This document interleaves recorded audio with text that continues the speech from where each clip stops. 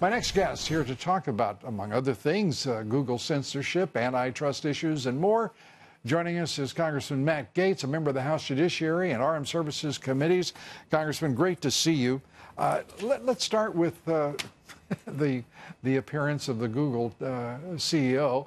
I think it's nice that he deigned to actually sully himself by walking into the nation's capital. What do you think?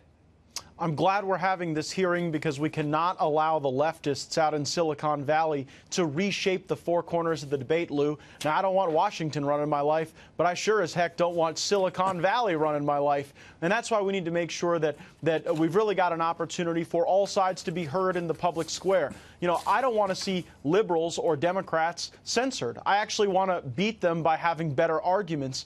Unfortunately, the left always tries to throw a wet blanket over the ability of conservatives to even make their argument. Do you think that there's a room here for regulation? Because we've got to know what the starting point is, because we hear the nonsense, I think, from the right that you just don't regulate. That's crazy talk. And in my opinion, and from the left, you hear the crazy talk about you've got to decide who the winners and losers are. Equally crazy and both destructive. Well, I don't love the idea of regulating as a first impulse. What I would do, Lou, is I would go find the special protections that Google and Facebook and Twitter and other companies enjoy in the law, and I would get rid of them. That way, if people are being mistreated, they have a legal right to sue. They have a chance to go and make their case and alter conduct. Unfortunately, what we have now is the federal government giving special protections to technology companies that they don't even give to newspapers. Yeah, well, I'm not too thrilled about either way, either subsidizing or censoring. But the reality is there does have to be regulation. That should not be censorship. In point of fact, it should define conduct that has been traditional in this country on the part of either telecommunications carriers, which are heavily regulated now, despite deregulation back in the 80s. Let's turn to, if we may now, China and this balderdash warning from the Chinese about war or depression seems to be the only outcome. Not that they would quit stealing $600 billion a year in American intellectual property, not that they would insist on balanced trade with the United States. I mean, who the hell do these people think they are?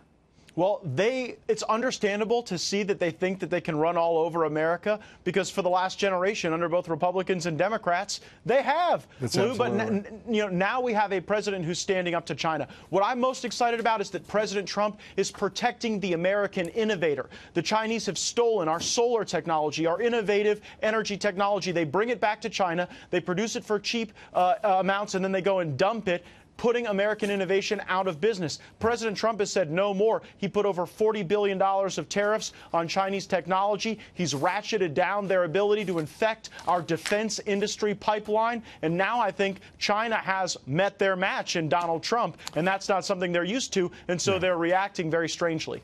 Yeah, but he's got a lot of folks in his administration. He's also got a lot of folks on Wall Street in particular working against him, throwing lots of money and time. They are, on a shuttle to Beijing, for crying out loud, representing the company's interest and not the U.S. interest, their interest. And in point of fact, as the vice president himself said, they're operating these people in Wall Street, in big business in this country, U.S. multinationals, as unregistered foreign agents.